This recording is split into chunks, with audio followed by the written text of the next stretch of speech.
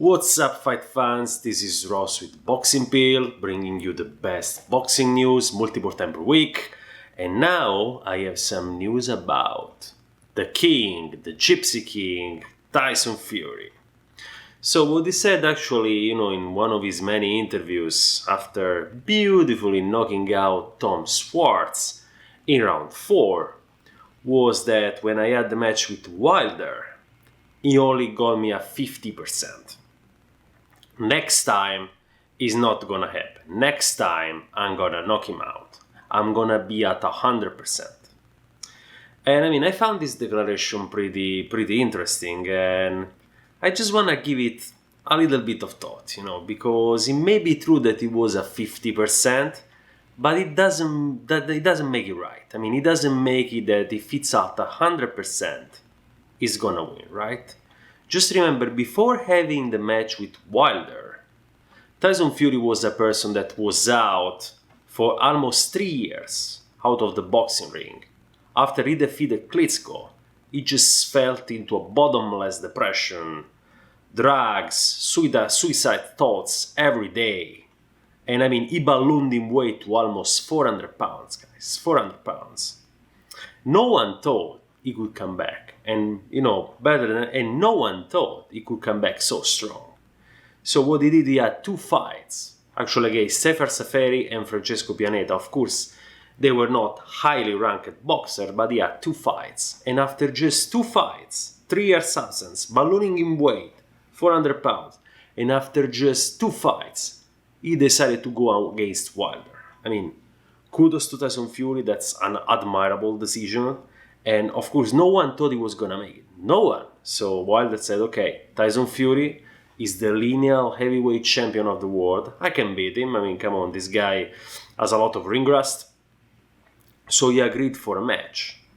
And no one thought, and this is probably when Tyson Fury demonstrated to be number one, that at the match with Wilder, one of the most beautiful matches I've ever seen, he outboxed Wilder completely. He was almost winning every round. Tyson Fury winning every round after 3-year absence against the heavyweight champion of the world. Can you imagine that? This isn't even worth a Rocky movie. It's much better than that. However, Wilder is extremely powerful. He's the most powerful puncher in the heavyweight division. And what happened?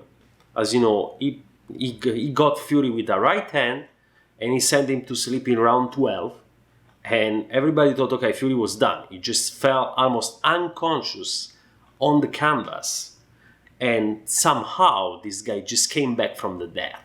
The guy around 8 or 9, he stood up and he kept going. But this is why actually they had the draw, okay?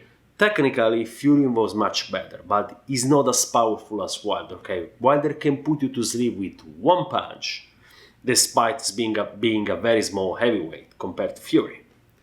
So now, Fury displayed tremendous technical ability in his recent match with Tom Schwartz. He knocked him out in round 2. It was just a one-way performance. Of course, Schwartz ranked at number 56.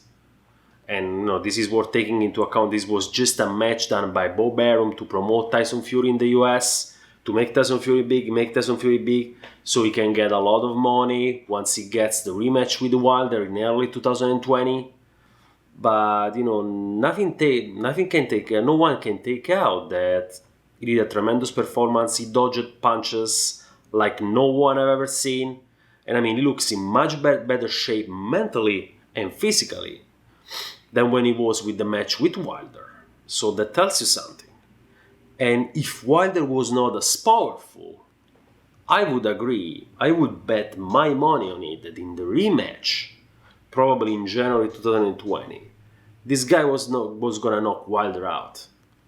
But there is something that is unpredictable in heavyweight, which is one punch. And we only have it at heavyweight, mostly. One punch can end the entire game, and this is especially true with Wilder. You can be the best boxer in the world, you can be the most technically skilled boxer in the world, but if you just get distracted and you get caught with a punch, the right punch, the so-called Wilder hammer of Thor, you just go knockout and it's very, very hard to get back up. Probably Fury was the only one who got back up, I don't know. Was one of the few. So, and this element, guys, is just unpredictable. I wouldn't be surprised if we see a match where Tyson Fury probably destroys Wilder, because, of course, I mean, he was out 3 years, so this guy is constantly moving, constantly coming back in shape, so I'm sure we're gonna see a better Fury. I'm not so sure we can see a better Wilder, because he was already in top shape. Fury has a lot to improve. But despite that, as I said, I wouldn't be surprised if Fury get a tremendous match and then get caught by Wilder right hand and he goes to sleep, and this time for good. So I wouldn't be surprised. So I don't know actually if Fury is at 100% if he can beat Wilder. And I mean, my opinion is that he was very lucky that he came back to life in round 12, and he's not guaranteed he can do it twice.